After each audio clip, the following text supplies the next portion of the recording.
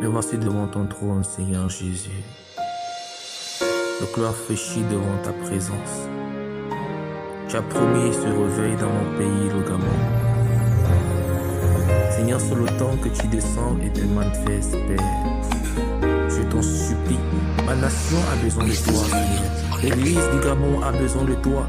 L'église du Gabon a besoin de ce réveil, a besoin de ce changement. Shalom, shalom à tous.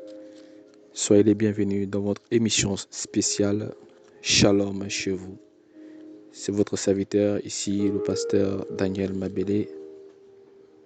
Alléluia. Alors,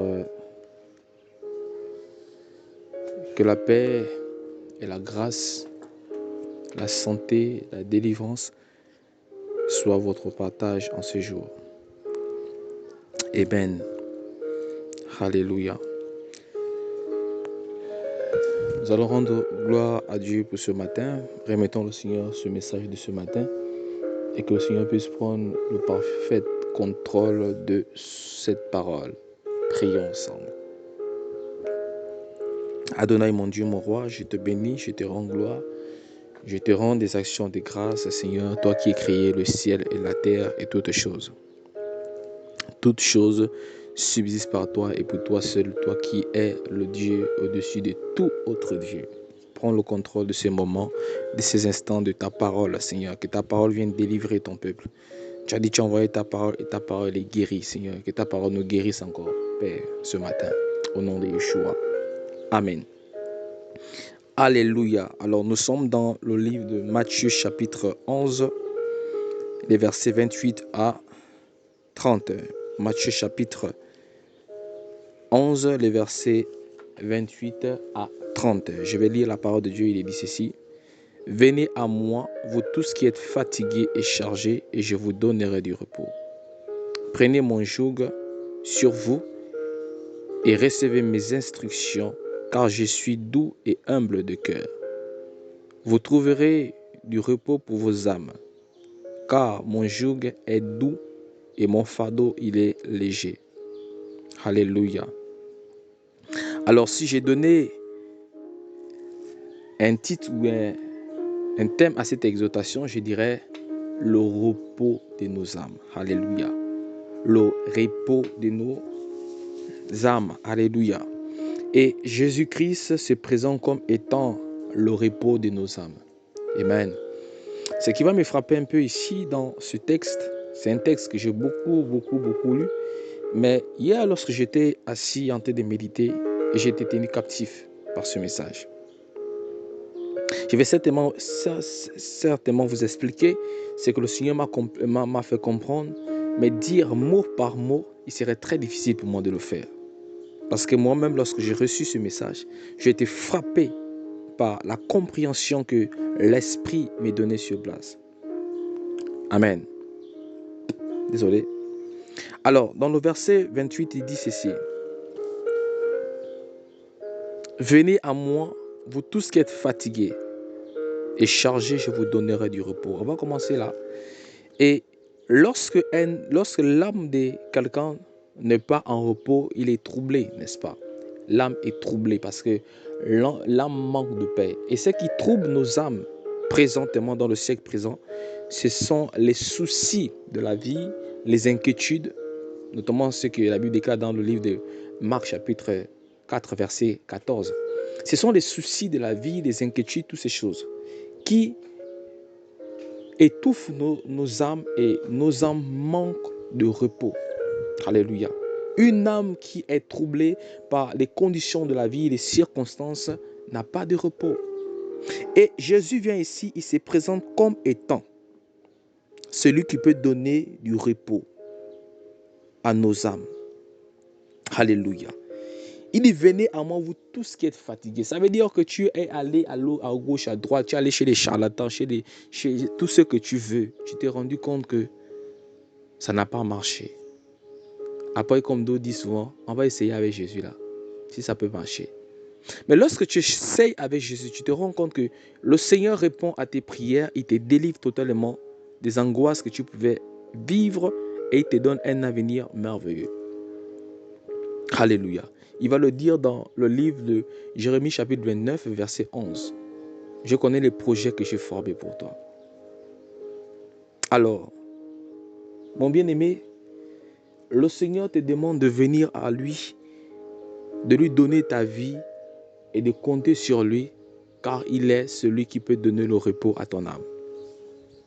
Il dit, venez à moi, vous tous qui êtes fatigués et chargés, je vous donnerai du repos. Tu es fatigué et tu es chargé. Depuis les années que tu trimbales avec cette situation, tu te rends compte que rien ne change. Le Seigneur te dit ce matin de venir à moi. Pour toi qui écoute ce message dans l'après-midi, le Seigneur te demande de venir à lui. Rentre dans l'intimité. Rentre au-dedans de toi. Expose à Dieu la situation actuelle que tu vis. Demande-lui de te délivrer. Demande au Seigneur Jésus de pouvoir te restaurer. Demande au Seigneur Jésus de pouvoir te venir en aide parce qu'il est la seule personne qui peut te venir en aide. Alléluia. Alléluia. Le verset 29 dit, prenez mon joug sur vous. Le joug ici, c'est quoi? C'est le salut. Jésus dit, prenez mon joug, prenez mon salut sur vous. Prenez mon salut sur vous et recevez mes instructions. Alléluia. Recevez mes enseignements, recevez ma parole, afin que vos âmes vivent dans le repos. Car je suis doux et humble de cœur. Dieu t'enseignera la douceur, Dieu t'enseignera l'humilité. Et vous trouverez le repos pour vos âmes. Et vous trouverez le repos pour vos âmes. Pourquoi? Parce que Jésus-Christ étant le salut, n'est-ce pas? Il accordera du repos à ton âme parce qu'il se présente vers toi comme étant le salut de ton âme. Et le joug que Christ te donne ici, c'est le joug, n'est-ce pas, de la nouvelle naissance. C'est le joug du salut, de l'entrée dans le royaume des cieux. C'est le joug du salut, c'est le joug de la sanctification, c'est le joug de la mise à part pour son royaume. Et il te donne son joug qui est doux et léger. Alléluia. Verset 30, il dit, car mon salut est doux et mon fardeau est léger. Alléluia. Dieu te dit que son joug, notamment son salut est léger parce que lorsque tu es en Christ, tu reçois le repos de ton âme. Tu ne forces plus les choses. Tu passes dans le temps dans la prière, dans la méditation à rechercher Dieu. Alléluia. Alléluia. Alléluia. Verset 30, il va dire, mon fardeau est léger. Le fardeau de Dieu. Dieu te communique le fardeau pour les âmes perdues, pour les orphelins, la veuve, les personnes. Il dit, je te donne les instructions pour travailler dans mon champ.